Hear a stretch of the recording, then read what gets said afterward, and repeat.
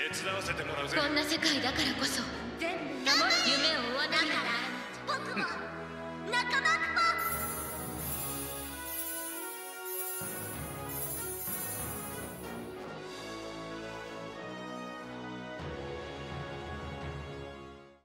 ぽ。All right, everyone, Ink here. I've been waiting a while to run this team comp and post it. Family affair, 3 generations of FF6 with Realm, Shadow, and Strago.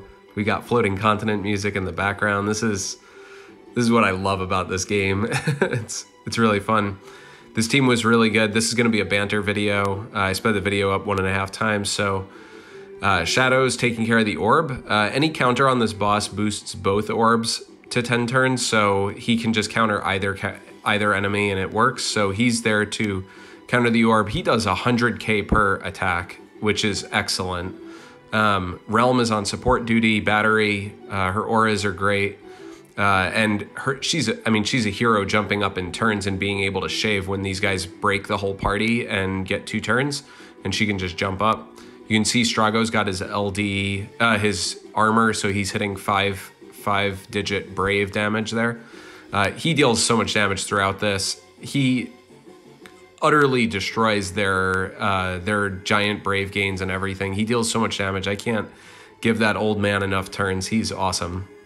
I'm super enjoying using him and using Realm pretty much nonstop. I'm really glad I was able to make Shadow work here very easily. I know this is a pretty easy lost chapter for most people's standards, but Shadow seemed to do really good work and deal great damage, so that was good. Yeah, so for banter, first thing I want to touch on is my last video. Look, I totally appreciate that there are ways around the artifact system so that you can like uncheck passive acquired or passive not yet acquired. You can just use orbs, you can uncheck the series, I totally get it. But the reality of the situation is that I have a perfect realm for artifacts and I wanted to do Strago arts, and I can't feed the realm Idoja drops that are 5-star. I can't feed them to Strago's artifacts without potentially feeding Strago his own artifacts, which was very annoying. So they need to fix it. It's just a small tweak. I love the artifact system. I have perfect arts on more characters. It took me an hour to do that, and I have more in that hour than I do in the last 5 months. So it's awesome. The new system is absolutely great. Amazing quality of life. So I love it. I just want them to tweak that one little thing. So everyone thinking that I don't know what I'm talking about and that I don't know that there are workarounds, I totally do. It's just, it's inconvenient the way they've set it up. So anyway, I wanted to spend the rest of this video just talking about sort of what I'm calling roster deltas. I'm not sure anyone's necessarily thought about it like this. I'm sure people have, but it generally equates to something that people often think about, which is when you're looking to pull for a character, this is very relevant for the coming month, but when you're pulling for a character, what is your capability to beat content look like before you pulled them and after you pulled them? And how much does it add? Is it different enough? So the real world example is if, let's say your COVID's done, you're having a party, people are coming over. Well, if you are serving wings at this party, that's great. People love wings. Vegetarians don't, but that's okay. A lot of people like wings. If you're adding more food to this gathering, you might want to consider a different offering rather than adding, let's say, ribs. Sure, the meat eaters will love ribs. They will have more to eat. They will enjoy the variety. That's great. But you will not have anything at all to eat for anyone that's vegetarian or that doesn't eat meat or whatever. So the vegetarians, let's say that they're like Lufenias, right? If you build all of your characters and you pull characters specifically and you're going all in meat eater, sure, that's great. But realize that some Lufenias are going to be really hard because they're asking different things of you. So the reason that I'm thinking about it this way, and the reason it came up, I guess for me, is I recently, when I was playing Abyss, I only have 2 FF9 characters. I have Vivi and Garnet. I had to use them throughout the whole thing. I love Vivi. I love Garnet. They're both great. They're 2 of my favorite characters from that game that I actually don't like at all. Beatrix is the other one. I don't like anyone else. Yeah, I don't like anyone else that I can think of. But I didn't have a good character to really work with Vivi. I was struggling to make Vivi and Locke work together. And ultimately, I decided to purple Bosch. And I mean, that's why I pulled for Bosch's LD, was because, hey, I might need it. I think I'm going to invest in it. I'll wait until I need it. Well, I needed it. And I'm super glad to use him. He's a lot of fun. I enjoy using him. Well, on this latest banner, I totally got very lucky, and I pulled Warrior of Light's BT for free.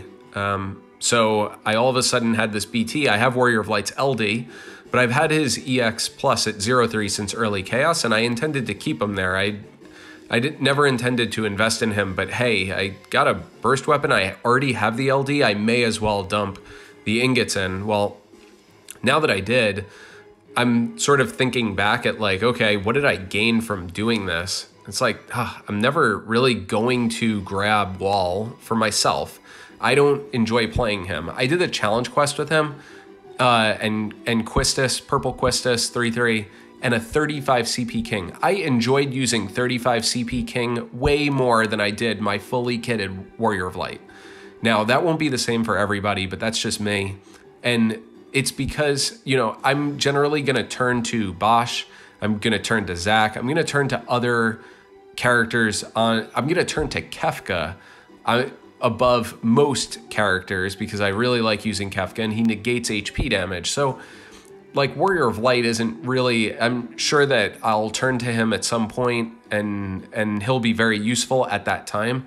But at this moment, he doesn't feel like he offers a big enough delta from my existing roster. So I didn't really get that much from him. He's sort of like the ribs. And I already have my Bosch wings. So, yeah, and, you know, looking at 8, I think a lot of people are thinking maybe similar ways as like, do I need 8? And a lot of people are just like, oh, 8 looks really fun. I'm gonna grab him, and good for you. I mean, he is a very polarizing character. I think as long as he isn't being hard countered with like 100% guaranteed hits, and when I say that, I mean like all of the hits are guaranteed. If some of the hits are guaranteed, he works fine, but he takes extra brave and HP damage on his passives. So you have to be very mindful of that. He can be a liability, but if he's not a liability and he can dodge everything, he's the best character in the game for that Lufenia, and there's very little doubt. He utterly, completely can trivialize content. Like this one, like X-Death's Lufenia, which is months and months away. And so he has a lot going for him. That said, I'll never, ever invest in him because his EX is called Phantom Rush, and there's only one Phantom Rush in the game. And I get that it's totally a rational thought process, but doesn't matter. Sabin is the only Phantom Rush I will ever use in the game. 8, you mean nothing to me. You are a short little punchy kid, and that is it. And I know that 8 fans will probably be offended because I think he has a height complex. Anyway, jokes aside. For people that are wondering whether they should pull 8 or not, like 8 he's damage dealer and he offers counter damage. If you don't have counter damage and you don't plan to invest in counter damage is very useful because it's off-turn damage. This entire month, we have a lot of off-turn damage characters. So we have 8, we have Gao, we have Gladio. They all are off-turn damage dealers. That's not their main thing, but it makes them very good for boss rush when you have to race a Lufenia orb and deal as much damage as possible, or finish a wave as fast as possible before an enemy gets into a certain cycle in their mechanic. So you have to be really careful. Oh, by the way, like right here, Realm, total hero, jumping to shave and stuff. But anyway, 8 offers a ton of off-turn damage. If you need off-turn damage, then that might be a good option for you. I did this Lufenia with Shadow. I don't plan to use Shadow next month when we have to race damage orbs and go crazy. I would love to use him, but I don't know if I'll be able to. We'll see. I plan to pull Gao. So because of my plan to pull Gao, I don't want 8. And I know that I won't have any trouble with skipping 8 whatsoever. So it's totally fine for me. 8 doesn't add enough to my roster to make me want to pull him. On the other hand, Gladio offers so much to my roster that I do want to pull him. Even though I have tanking covered, I don't have cover, the cover from a tank handled. So a lot of people have Galuf, and you can probably use Galuf for a little bit, but Gladio has a much longer... I mean, Galuf's runway started earlier, right? Gladio's just coming into the game. Galuf has had his EX Plus for a while. But Gladio just does so much. He's the first character since, like, Arciella that has such a wide kit that it almost, like, many players will find that, oh, I want to pull this because it does so much. That doesn't mean you have to have Gladio. I think he is appropriately hyped, which is highly hyped, for a reason. But keep in mind, he only takes 0 damage for 9 turns. That's how long his buff is for the entire battle. 3 turns at a time. You can extend it, but that's his 0 when he's taking 0 damage, 0 brave, 0 HP damage. So it's very limited. Otherwise, he covers and he reduces HP damage taken. He reduces his own brave damage. He does a lot. I haven't written his analysis yet, so I might be off on one or two of my words, but otherwise, yeah. Kurasame, for me, I mean, look, first off, I don't have the ingots. I'm investing too many characters, and shotgun pulling or shotgun maxing Warrior of Light means that I have even less ingots. So I'm probably going to skip Kurasame, but I think it's because, look, Kurasame is probably overhyped. He is not overhyped in his capability. So he can absolutely do what everyone is saying he can do, which is enable tons of damage via his debuff. He himself deals damage. It's not huge numbers of damage, but you know what? He gets a lot of comparisons to Charlotta, and he deals a lot more damage than Charlotta does. So, and his HP damage up, when it's at max stacks, his debuff, it is higher than Charlotta's.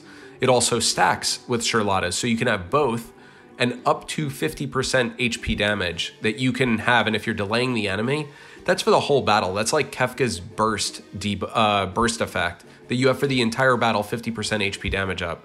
That's absolutely insane. And so Kurasame enables a lot of high damage scenarios.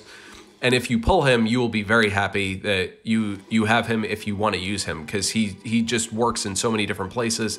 And he doesn't really get locked out really bad. I mean, sure, Kieran's Lufenia absorbs ice, and I think Zande's does. I think.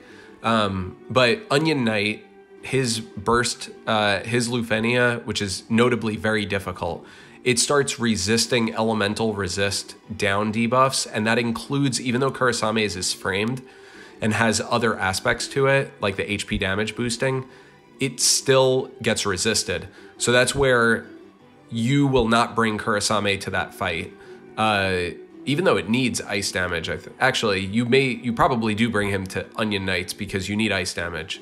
However, you need to be really careful. He's not giving you any HP damage up at all.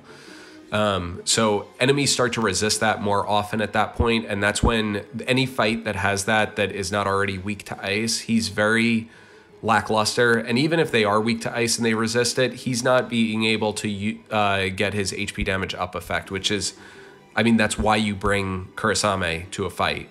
That is his most notable aspect, is his debuff. So for me, he doesn't really add a big delta for me, and I think that's probably true for most players that have been playing for a little bit now. Kurasame probably doesn't add that big of a delta. Like, you probably can already cover content without him, probably. Not necessarily. Every roster is very different. But I certainly won't mind skipping Kurasame, except that he's got a friend Tonberry, and we're the Tonberry troop, and Dreamy loves Kurasame and will hype him also. But I don't necessarily feel the need to pull Kurasame, whereas I feel like I really want to pull Kuja, because Kuja, well, he enchants the party and he deals a ton of damage. How many damage dealers do you know that deal as much damage as a burst character like Squall, like Vaughn, like Noctis, Arden? That level of huge amounts of damage and enchants the party? Yeah, I love enchanters. They're always useful. And I think that Kuja will, first off, he's just a quality of life unto himself for the summon boards, but summon boards are almost done. He's really useful. I think that he has a really niche type of kit for that respect. Like, I'm pulling Gao, I'm pitying Gao. I'm ticketing Kuja, but I'm pitying Gao because FF6, and I'll max him and everything. But they still cover different areas, because Gao is covering healing and off-turn damage, whereas Kuja is more damage up front and AoE damage. I mean, from, you know, at, let's say the bosses are at 50% in the last wave, you can swap for a friend burst and use their burst effect, and then use Kuja's burst and stacking both burst effects, go and summon. The boss will be dead or nearly dead. Like, he can utterly destroy and just demolish bosses. There are a lot of characters though that are like this, that can demolish bosses coming up, because they're really, this month, they're enabling the next month all these easy orbs that you can tank and cheese. Yeah, when Reno comes, all of the orbs and the bosses themselves have difficult mechanics and force you to race the boss with damage. So imagine, hey, you have 10 turns to deal 25% HP damage. You need to make sure you have a good, their damage checks is what they're doing next month. So you need to be ready for it. Sephiroth's is the same. You need to hit HP thresholds in a certain amount of time, and there's no way to boost the orb at all. Nothing you can do. You have to deal damage. Kirin is the same way, but Kirin and Sephiroth's, they both have mechanics that the boss temporarily lowers all damage to one brave, and they have huge brave gains. So it's like, hey, how do you shave 60,000 brave when the enemy can only deal one brave damage at a time? You need characters like Strago. That's why Strago is so good for Kirin's Lufenia. But yeah, I mean, this is ultimately what I think people should be thinking about, is like, how much difference do various characters offer? I think that's the best way. Look, this is the end of the fight. Shadow still has skills left. I used HP plus like twice or 3 times. No friend, no boosts. Yeah, he's an all-star. Anyway, I think that people should be approaching it like this, where you're trying to figure out how much more does a character offer you, and whether they are the salad to your wings. Anyway, I hope you all enjoyed this kind of topic. I'm certainly not an authority on the game, so feel free to leave comments or thoughts. I'm always open for discussion, but hope you enjoyed the banter and the run. God, I love this team. It was so much fun to run them. I will try to run them again as much as possible, but the end of this is just me showing off my artifacts. I have perfect arts on all 3 of these. I'm waiting for Kuja's sphere for Strago. Realm, I right now prefer 1 108 C50 and 2 330 C50s, especially if she's in a support capacity only. Like, she's the only support on my team. If I had Garnet here or something, then I would probably run more 108s. But yeah, be well, everyone. Stay safe, and thank you so much for watching. I hope you enjoyed the video.